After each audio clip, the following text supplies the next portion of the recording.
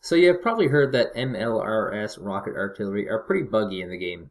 People have been screaming about Smirch and MLRS and other rocket systems, all because they do a lot of damage. Yeah, when this happens, no one says a word. But when this happens, everyone loses their minds. People are running away from something fundamental. Rocket artillery should be powerful. The problem right now is not how powerful they are. This is from a video Irian Gaming put up to denote the problem. Note how you have two Smirches firing on location.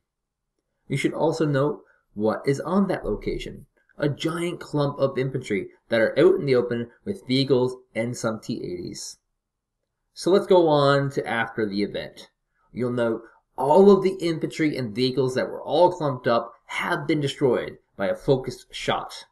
And all the T-80s survived to fight another day. This is the absolute most powerful it can get. They had vision of all these units so they could do a focused shot and use two Smirches to fire on a single giant clump of units. The problem in this video isn't the Smirches are so good, but people clumping up their units into giant perfect balls that are bad. This could have been a cluster bomb or a HE bomb, and it would have had a similar effect. Yes, it is true that rocket-based artillery are doing a little too much damage to tanks, which should be able to survive it. But in these videos, the giant clumps are usually full of infantry and vehicles. So here I am firing a focused shot with 3 MLRS launchers on a command that we have spotted. Note we destroy it, but not much else. This player has spread his units out quite effectively. But here's a shot in which we haven't spotted the command. We are under the impression that the MLRS were broken, so we thought that we might be a command tank there. But as we wasted more and more supplies and eventually ran out, which cost us the game, the command, despite being hit with ridiculous numbers of MLRS attacks, survived. Artillery is fine.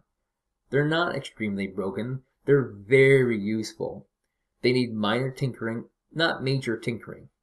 The biggest problem is how little supply they use and how little they cost. They obviously should be far more expensive to use for what you're getting. But in terms of their use, they should be useful. When you look at the artillery in airland battle, it is very useless. Artillery in European escalation, however, was so powerful that people just stockpile it at the end and already down each other's troops. I don't think we should allow the casuals who want to blob their armies and push dictate the game is built. Although losing a command to an artillery unit is going to make you angry, think rationally and realize there might be more at play.